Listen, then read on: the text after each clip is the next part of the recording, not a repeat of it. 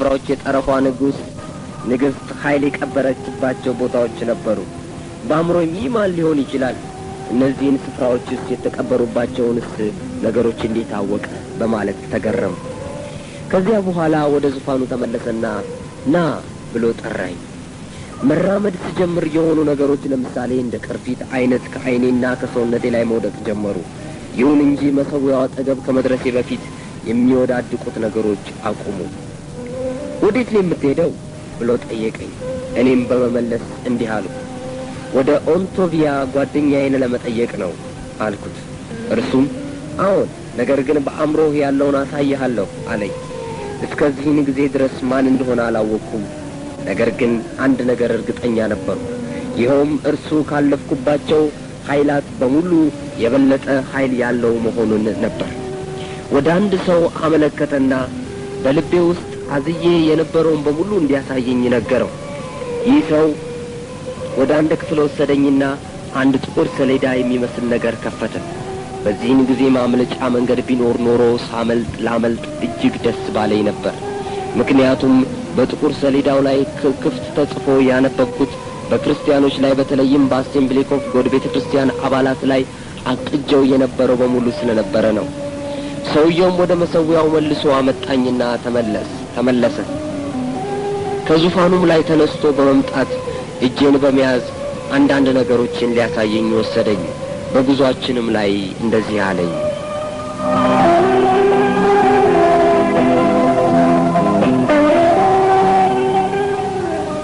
ላድንህ እንጂ እንድትጠፋ አልፈልግም። ነገር ግን ይሄ መጨረሻ ዕድልህ ነው። ካልተናዘዝክና መጥተህ ካላገለገልከኝ ትሞታለህ።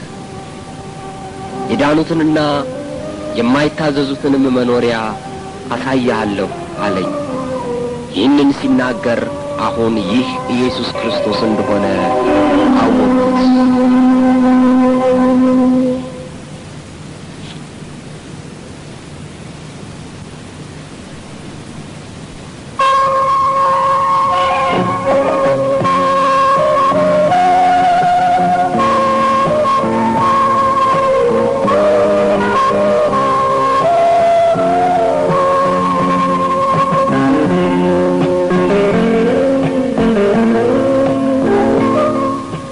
መለኮታዊ ራእይ።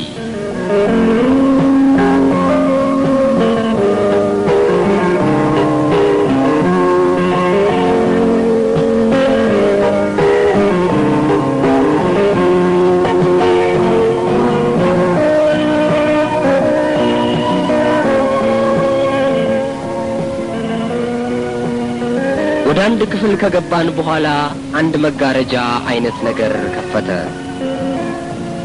በዚያም ዓለምን በሙሉ አየሁ። ሕዝቦችንና የተለያዩት ድርጊቶችን አየሁ። አማኞችንም የማያምኑትንም ይህንን ወይም ሌላም ሲሰሩ ተመለከቱ። ከዚያም ወደ ሁለተኛው ክፍል ሄድን። አሁንም እንደገና መጋረጃን ከፈተ። እዚህ ደግሞ የሚያሳዝን ነገርን አየሁ። ሰዎች በሰንሰለት ታስረዋል። እነዚህ ሰዎች ፈሪሳውያን ናቸው አለኝ። ሰዎቹ እጅግ ያዘነ ፊት አላቸው። እነርሱ እስከ ፍርድ ቀን ድረስ በእንደዚህ አይነት ሁኔታ ይቆያሉ አለኝ። ወደ ሦስተኛው ክፍል ሄድን። መጋረጃም ከፈተ። እዚህ የተመለከትነው ብዙ ሰዎች ነጭ ልብስ ለብሰው ሲደሰቱ ነበር። በዚህን ጊዜ እንዲህ ብዬ ጠየቅኩት፣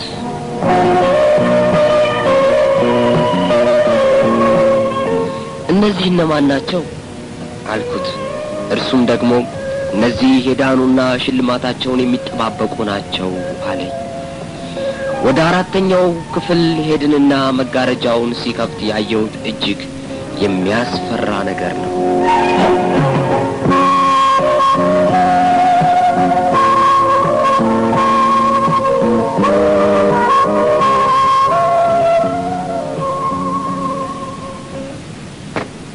አድማጮቼ ሆይ መግለጽ ያስቸግረኛል።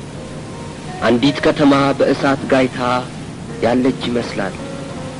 ገሃነም እሳት እውነትም የሚያሰቅቅ ነው። ገሃነም እሳትና መንግሥተ ሰማያት እዚህ በምድር ላይ እንደሌሉና ከሞት በኋላ ምንም እንደሌለና መጥፋት ብቻ እንደሆነ ተነግሮ አምናችሁ ከሆነ ምክር ሰጣችኋለሁ። ገሃነመ እሳት በእውነት አለ፣ መንግሥተ ሰማያትም በእውነት አለ። ኢየሱስ ክርስቶስ በምድር ላይ በነበረ ጊዜ ስለ ገሃነመ እሳት ያስጠነቀቀው ለዚህ ነበር። ደግሜ እላለሁ፣ ገሃነመ እሳት በእውነት አለ። እኔ አይቼዋለሁ፣ እጅግ የሚያስፈራ ነው። እንዲህም ብዬ ጠየቅኩት፣ ይህ ምንድነው አልኩት። መልሶም ይህ የተዘጋጀው ለሰይጣንና ለመላእክቱ እንዲሁም ለማይታዘዙ ነው። የማያምኑ ርኩሳንንም፣ የነፍሰ ገዳዮችም፣ የሴሰኞችም፣ ጣዖት የሚያመልኩም የሐሰተኞችም ዕድላቸው በዲንና በእሳት በሚቃጠል ባህር ነው። ይህም ሁለተኛው ሞት ነው አለኝ። ወደ አምስተኛው ክፍል ሄድን። እዚያም መጋረጃውን ሲከፍት ያየሁት ነገር ሊገለጽ የሚችለው የከበረ በሚል ቃል ብቻ ነው።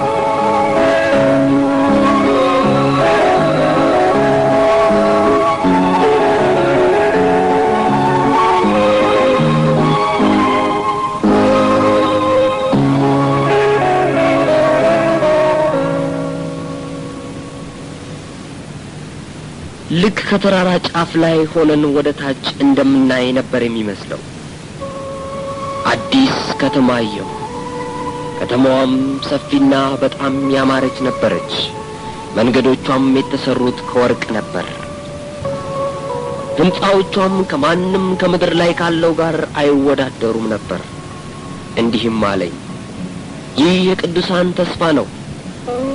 እዚህ ለመሆን ትፈልጋለህን አለኝ። በፍጥነትም አዎ ብዬ መለስኩለት። ከዚህ በኋላ ወደ ዙፋኑ ተመለሰና እንዲህ አለኝ፣ ሂድና የሠራውልህን መስክር አለኝ።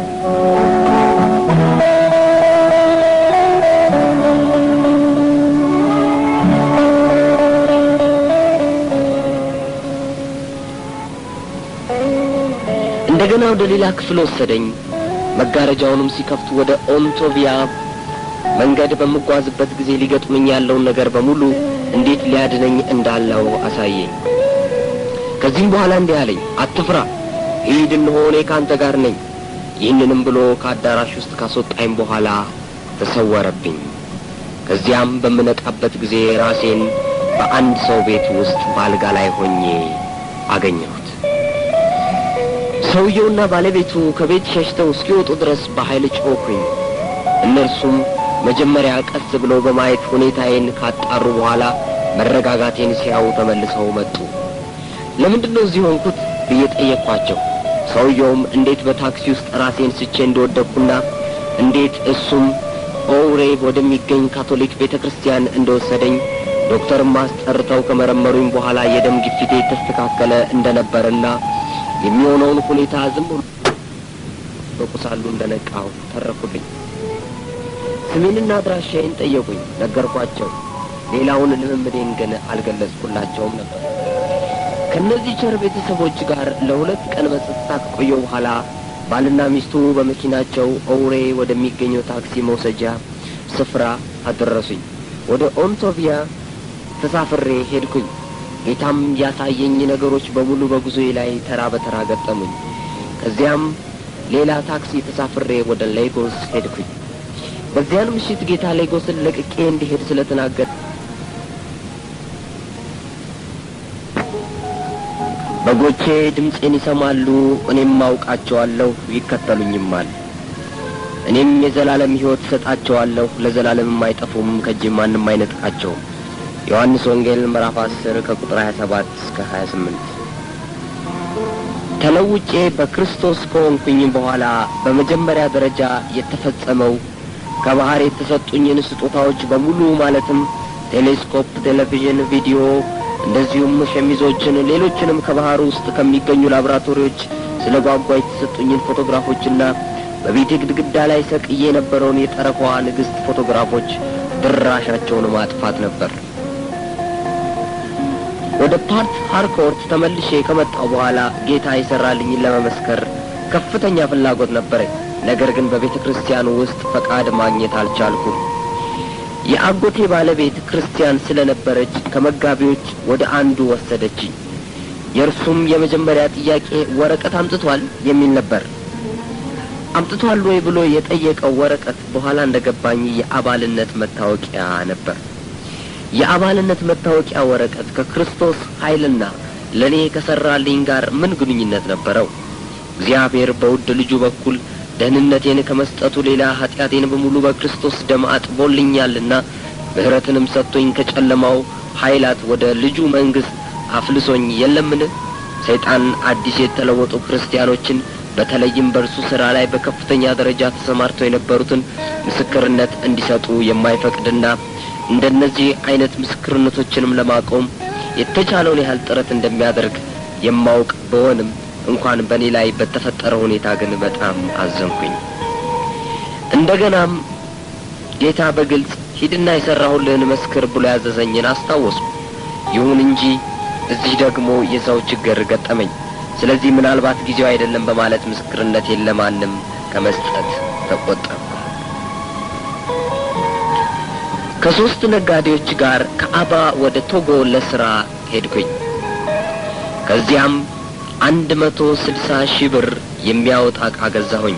ከዚያም ገንዘብ ውስጥ የግሌ የሆኑት 70,000 ብር ሲሆኑ የተቀሩት አባ ከሚገኙት ነጋዴዎች የተበደርኩት ነበር። ከገዛኋቸው ዕቃዎች ውስጥ አብዛኞቹ የጫማ ክሮች፣ የተለያዩ መድኃኒቶች፣ በተለይ ጸረ ሕዋሳት፣ እንደዚሁም መርፌዎች፣ ቴርሞሜትሮችን ወዘቶችን የነበሩ ነበሩ። በናይጄሪያ ጠረፍ ላይ ስንደርስ ጉምሩኮች ካቆዩን በኋላ ጉቦ እንድንከፍላቸው ጠየቁን። እኛም ተቃወምን። በመሆኑም የኔንም ሆነ የጓደኞቼን ዕቃ ተያዙ። ከጥቂት ወራት በኋላ የጓደኞቼ ዕቃዎች ሲለቀቁ የኔ ብቻ ቀረ። እኔም ከጥቂት ጊዜ በኋላ ተመልሼ ሲሄድ 40,000 ብር እንድከፍል ከመጠየቄም በላይ ዋጋ የነበራቸው ማለትም የጫማ ማሰሪያ ክሮች፣ መርፌዎችና መድኃኒቶች ወዘተ ተሰርቀው አገኘው። የቀሩትን ዕቃዎች መረመርኩኝና ስለ ዋጋቸው ስተምን 40,000 ብር መክፈል ኪሳራውን መጨመር እንጂ ትርፍ የሌለው ሆኖ ስላገኘሁት በጠቅላላ የነበረውን ሁሉ ተውኩኝ። ገንዘባቸውን የተበደርኩት ነጋዴዎች ያሳድዱኝ ጀመር። አንዳንዶቹ ለፖሊስ ሲያስታውቁ ሌሎቹ ደግሞ በሕግ አስፈርደውብኝ ሕይወቴን ለማጥፋት አቀዱ። በዚህም ምክንያት የነበረኝ ብቸኛ መፍትሄ ከባንክ የነበረኝን ገንዘብ በሙሉ አውጥቼ ዕዳዎቼን መክፈል ነበር። በእግዚአብሔር ጸጋ ሁሉንም ስከፍል በሌጎስ ይገኝ የነበረው የመሬት ከበርቴ 1,000 ብር ብቻ ቀረብኝ። ይህንን በማድረጌም ምንም ገንዘብ ከማጣቴ የተነሳ ለታክሲም ከፍለው 20 ሳንቲም እንኳን መበደር ደረጃ ደረስኩ። አውቃቸው ወደ ነበሩ ክርስቲያን ነጋዴዎች ዘንድ ሁሉንም ነገር በአዲስ መልክ ለመጀመር እንድችል እርዳታ እንዲያደርጉልኝ ሄድኩኝ። ማንም እሺ ወይም እምቢ አላለኝም። ነገር ግን በመደጋገም ተመላልሼ በሌላ ቀን እንድመጣ በመናገር በኋላ ሰልችቶኝ እንድቀር አደረጉኝ። በጣም ተስፋ ከመቁረጤ ሌላ ወደ ማን ዘንድ ለምክርም ሆነ ለእርዳታ መሄድ እንደነበረብኝ የማውቀው አልነበረም። የእግዚአብሔርን ቃል አላውቅም ነበር። ነገር ግን በልቤ ውስጥ ከነበረው ግራ መጋባት ጋር መጽሐፍ ቅዱስን አነባለሁ። ይሁን እንጂ አይገባኝም ነበር። ምን ማድረግ እንዳለብኝ በነገሩ እያሰብኩበት ሳለሁ እኖርበት ከነበረው መንደር አስቸኳይ ጥሪ ደረሰኝ። እኔም ፈጥኜ ሄድኩኝ።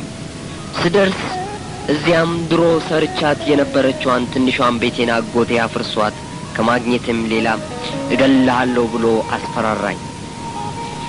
በውስጤ የነበረው የድሮ ባህሬ ተፈታተነኝ።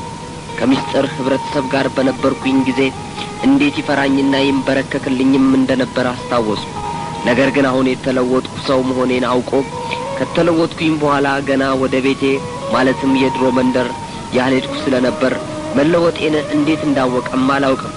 ግን ይሄው ያስፈራራኛል። ጌታን ጠርቼ እንዲህ አልኩኝ፣ ያዳንከኝ ተስፋ በመቁረጥ እንድኖርና ጠላቶቼ እንዲሳለቁብኝ ልትተወኝ ነውን? አለቀስኩኝ። ወደ ህብረተሰቡም ለመመለስ ወሰንኩኝ። ምክንያቱም ቢያንስ ከግራ መጋባት እድናለሁ ብዬ ነው። አጎቴንም በሕይወቱ ሙሉ ሊረሳው የማይችለውን ትምህርት አስተምረዋለሁ። ምንም እንኳን ይህንን ውሳኔ በወስንም 2 ዋና የሆኑ ፍራቻዎች ደግሞ በውስጤ ሆኑ። አንደኛው በተለወጥኩበት ጊዜ ጌታ በግልጽ የተናገረኝ ይህ የመጨረሻ ዕድልህ ነው የሚለውና ስለዚህም ወደ ህብረተሰቡ መመለስ ማለት ሞት መሞት፣ ይኸውም የአካል ብቻ ሳይሆን ሁለተኛውን የመንፈስ ሞት ጭምር መሆኑ ነው። ሁለተኛው ደግሞ በጌታ ጸንቼ ከቆየሁ ደግሞ አጎቴን እኔን ለመግደል ማስፈራራቱ መቀጠሉ ነው። እጅግ ግራ ተጋባሁኝ። ስለዚህም እርዳታ ፈለግኩኝ። በእግዚአብሔር ቃል ላይ መሀይም ከመሆኔ የተነሳ ከላይ በተጠቀሱት ጉዳዮች ላይ ቃሉ ምን እንደሚል በፍጹም አላውቅም ነበር። አድማጮቼ ሆይ እዚህ ላይ ይህ ሁሉ ግራ መጋባት ሊደርስብኝ የቻለው አዲስ እንደ መለወጤ መጠን ተከታትሎ የሚይዘኝ ወይም የሚያበረታታኝ የሚያሳድገኝ ሰው በማጣቴ እንደሆነ ትገነዘቡልኛላችሁ። ስለዚህ አዲስ የተለወጡ ክርስቲያኖችን መከታተልና ማበረታታት አስፈላጊ ጨል የማይባል መሆኑን ማወቅ አለባችሁ። መስክራችሁላቸው የሚለወጡ ሰዎች መከታተልና በደንብ አድርጋችሁ መያዝ የማትችሉ መሆናችሁን ካወቃችሁ ባትመሰክሩላቸው ይሻላል። ኢየሱስ ክርስቶስ ይህንን ጫና ሰጥቶት 3 ጊዜ ጴጥሮስን ሲጠይቀው ተናግሮታል። የዮና ልጅ ስምዖን ሆይ ከነዚህ ይልቅ ትወደኛለህን? ግልገሎቼን አሰማራ ወይም መግብ ብሎት ነበር። ብዙ አዲስ የተለወጡ ክርስቲያኖች ወደ ኋላ የሚመለሱበት የሚከታተላቸው ሰው በማጣታቸው ምክንያት ነው። ኢየሱስን የምትወዱት ከሆነ ግልገሎቹን ጠብቁለት።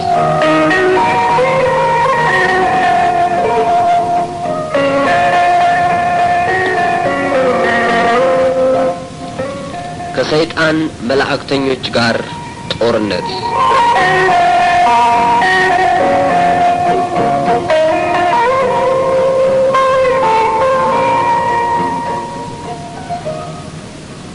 በዚህን ጊዜ የጠረፏ ንግሥት መልእክተኞች ይከታተሉኝ ጀመር። በእጃቸው ብዙ ተሰቃየሁ። ማታ ማታ ቃዥ ጀመር። ግንቦት 1 ቀን 1985 ዓመተ ምህረት በተለወጥኩኝ ልክ በወሩ ከሌሊቱ 8 ሰዓት ገደማ ሲሆን በቤቴ ውስጥ የነበሩት ሌሎች ሰዎች ተኝተው እያሉ በእነዚህ መልእክተኞች ከእንቅልፌ ተቀሰቀስኩኝ። ከዚያም ከቤቴ እንድወጣ ትእዛዝ ሰጡኝ። እኔም እሺ ብዬ ፊት ለፊት እየቀደምኩኝ ወጣ። ይህ ሁሉ የሚሆነው ምንም እንኳን እንደ ህልም መስሎ ቢሆንም በእውነት በአካሌ ሆኜ ነበር። በፓርት ሃርኮርት በአባ መንገድ ውስጥ ወደሚገኘው የቅዱስ ጳውሎስ አንግሊክ ቤተ ክርስቲያን መቃብር ስፍራ ሄደን እዚያም ስንደርስ ተመልሰ መምጣት አለብህ፣ እንቢ ብትል ግን እንገድልሃለን ወይም ደሃ እናደርግሃለን አሉኝ። ይህንንም ነገር ከተናገሩ በኋላ ሄዱ። ወደ አእምሮዬም ተመለስኩኝና በዚያን የምሽት ሰዓት ወደ መቃብር ስፍራ እንዴት እንደመጣሁ ተገረምኩኝ። በእግሬም ወደ ቤት ተመልሼ ሄድኩኝ። የአጎቴ ሚስት የት ሄጄ እንደነበር ጠየቀችኝ። እኔ ግን ምንም መልስ ሳልሰጣት ወደ ምኝታዬ ሄጄ ተኛው። ማታ ማታ መምጣታቸውን ትተው በቀኑ ሰዓት ደግሞ ሊያጠቁኝ ወሰኑ። አንዳንድ ጊዜ ከሰዓት በኋላ ሲሆን በመንገድ እየሄድኩኝ ይጣሉኛል። መንገደኛ ሰው የሚያየው ከአየር ጋር እንደምጣላ ወይም እየተሳደደ እንደሚሮጥ ሰው ነው። እነርሱን የሚመለከታቸው እኔ ብቻ ነበርኩኝ። ይህንን ለ4 ጊዜ ካደረጉብኝ በኋላ እነርሱ አቁመው አለቃቸው የሆነችው የጠፈሯ ንግሥት ስፍራዋን ያዘች።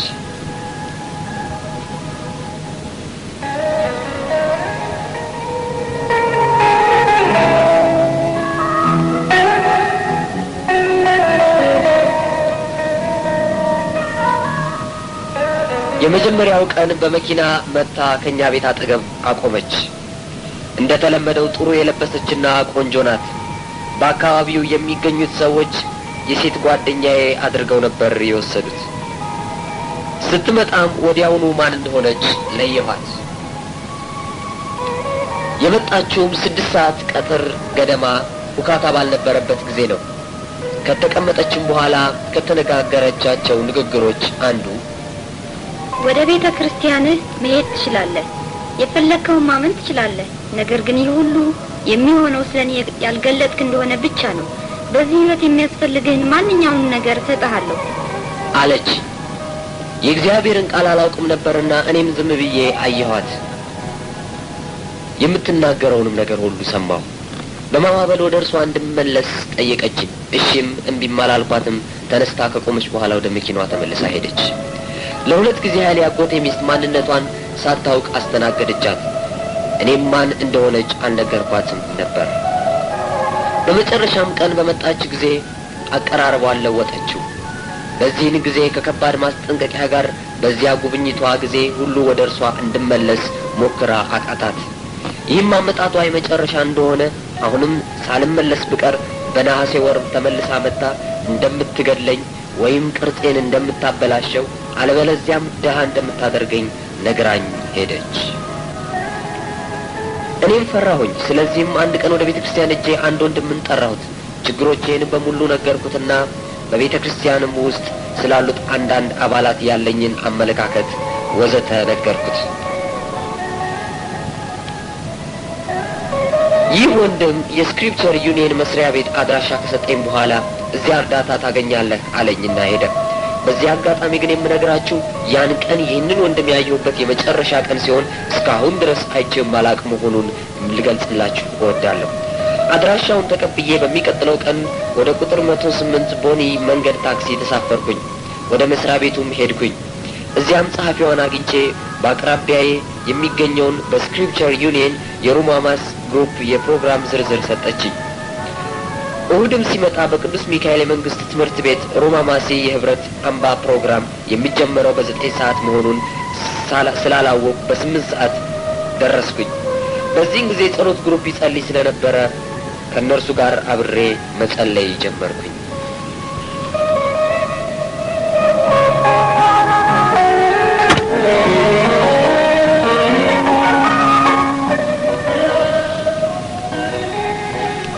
በዚያን ቀን ከነበረው ህብረት በኋላ እኔ ትክክለኛ ቦታ ይህ እንደሆነ አወቅኩኝ። እግዚአብሔር አንድ ክርስቲያን ሴትዮን ሰጠኝ። እኔም እንደ እናቴ አድርጌ ወሰድኳቸው። እሳቸውም የእግዚአብሔርን ቃል በደስታ ያስረዱኝ፣ በምክርም ይረዱኝ ጀመር። ወንድሞችንም በእኔ በጣም ደስ አላቸው፣ ይጠነቀቁልኝም ጀመር። እውነተኛንም ፍቅር አየሁኝ። መንፈስ ቅዱስም ቃሉን እንድረዳ ያደርገኝ ጀመር። ስለዚህ በእምነት ያደርኩ፣ የክርስትና ሕይወቴንም እደሰትበት ጀመር። ነሐሴም መጣና አለፈ። ነገር ግን የጠረፏ ንግሥት እንደዛተችው አልመጣችም። በመዝሙር በቅንፍ 91 እንደተገለጸው የእግዚአብሔር ጥበቃ በሕይወቴ ውስጥ ተፈጸመ። ኢሳይያስ 54 ቁጥር 17 ላይ በአንቺ ላይ የተሰራ መሳሪያ ሁሉ አይከናወንም፣ በፍርድም በሚነሳብሽ ምላስ ሁሉ ትፈርጅበታለሽ። የእግዚአብሔር ባሪያዎች ርስት ይህ ነው፣ ጽድቃቸውም ከእኔ ዘንድ ነው ይላል እግዚአብሔር የሚለው የእግዚአብሔር ቃል በእኔ ላይ ይሰራ ጀመር። በመስከረም በ1985 በሌጎስ የሲልቨር ብራንድ ሲሚንቶ አሰራጭ ለመሆን ስምህ ወጥቷልና በመስከረም 27 ቢሮ አመልክት የሚል ደብዳቤ ደረሰኝ። እኔም ፓርት ሃርኮርትን በ26/9/85 እንደ አውሮፓውያን አቆጣጠር ለቅቄ በዚያኑ ምሽት ሌጎስ ገባሁኝ።